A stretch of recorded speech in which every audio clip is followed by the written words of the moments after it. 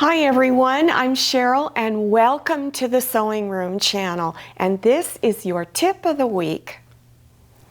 I don't know about you, but I have a lot of scraps that are left over from my projects that I've worked on, and I especially have a lot of scraps left over during the fall and Christmas seasons because I make so many gifts.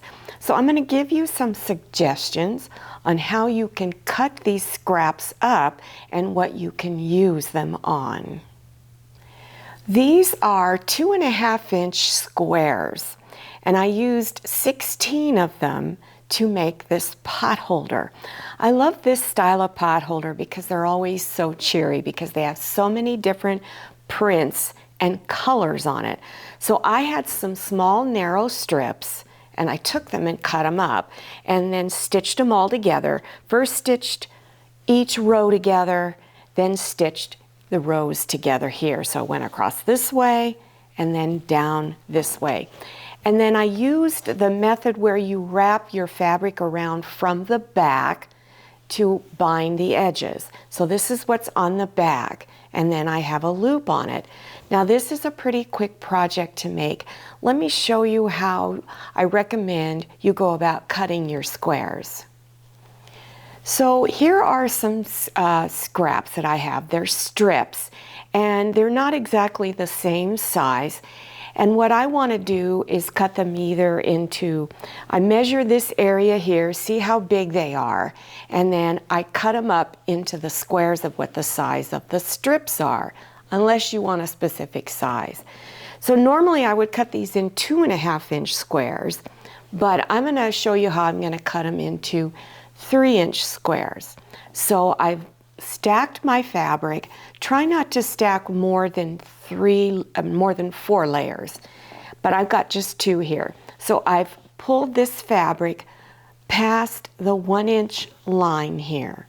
Then place your ruler on that 1-inch line and take your rotary cutter and cut. Now, if you don't have a rotary cutter, then you can take a pencil and mark the line there and then cut it with your scissors later.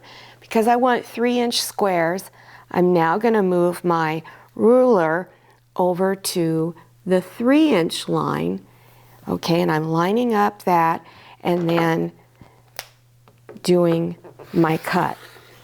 When I'm working with smaller pieces of fabric, I like to use this cutting mat here that is a turntable. Okay, so then to continue cutting, what I would do, the fabric is right where it is, then I would place the ruler, this is the line I'm going to place it on, then do my cut, and then go over 3 inches, do the next cut, and continue doing that all down the strip.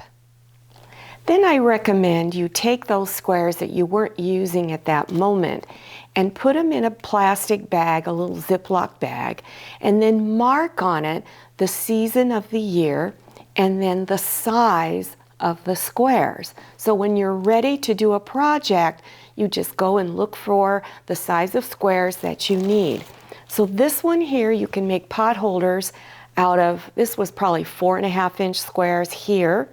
And this is a method I used where I put fabric on the back, brought your fabric front sides together, stitched, then turned it front side out. And again, this one was where I folded the fabric over from the back side. Now I'm going to have a link down below your YouTube screen to so that you can go and click on that link so you can learn how to do 5 different easy pot holders.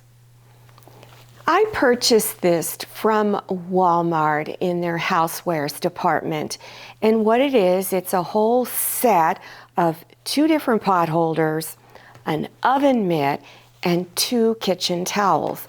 Now I thought that this was a great gift idea to embellish, to give as a Christmas present. But then as I looked at it, you can make 5 different Christmas presents out of this. So you could break up the set. You give a pot holder to 2 different people, the oven mitt, and then a towel to 2 different people.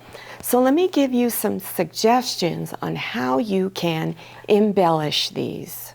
This is a pot holder that I purchased a while back, and I cut a flower out, and I cut it out in a circular pattern. Now I could have cut right around the flower and then did decorative stitching, but that was a lot of work, and I really wanted to do something simple. So you could cut a shape out and cut a specific piece out of the fabric to use as an embellishment. So this could work on everything there. The only problem you would have on the oven mitt is that you would have to do a hand blanket stitch, which is not difficult to do. So those of you who like to do hand sewing, I recommend you do the blanket stitch. Now I know this isn't a Christmas pot holder, but it's just used as an example to show you what you could do. I cut a square out. This was pre-printed on the fabric.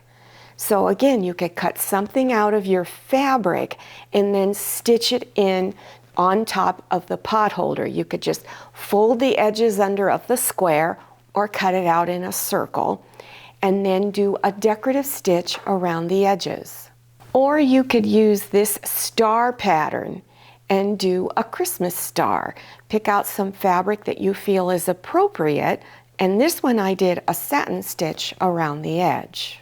This little Christmas wreath is a really easy pattern to draw. I know many of you tell me you're nervous about drawing anything, but if you follow the method that I give you, it's really easy. And I'm not an artist, so I don't draw very well. But this was all made out of circles.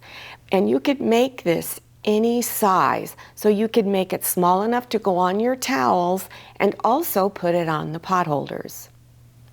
Here are some other things that's large print that you could cut out. Now I wouldn't cut all the way around this, that would be too difficult to stitch, but again you could cut it in an oval or a round or rectangle.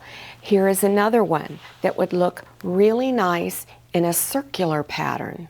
This is some fabric that I bought from Joann's that has stars on it. So again, you could cut it out in a circular pattern, or if you wanted to do a decorative stitch around the edges. I've had this fabric for quite a while, and I use it every few seasons. I'll get it out and make something out of it. And again, I would cut this in a circular pattern. You could cut out from the edges just a little bit and then do your decorative stitching. But I even made coasters out of this. I cut really large circles and made coasters. But this would look really cute on the towels and the pot holders. Now here are some of those strips that I showed you earlier. You could take the strips and put them at the bottom edge of the towel. And I'll have a playlist down below of all my different decorative towels in case you've never done it before. But it's really easy.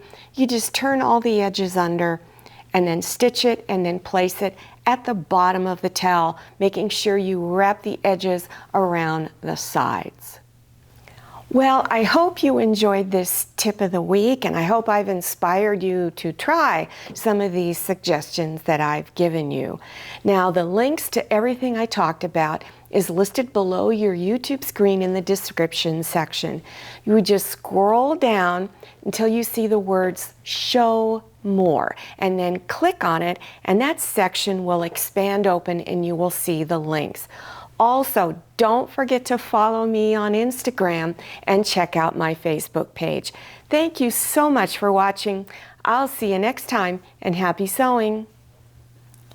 If you like the Sewing Room channel, one of the best ways to show your support is to subscribe by clicking on that red subscribe button and give this video a thumbs up. And don't forget to click on share to share this video with your friends. And make sure you click on the bell so you receive notifications for all my new videos.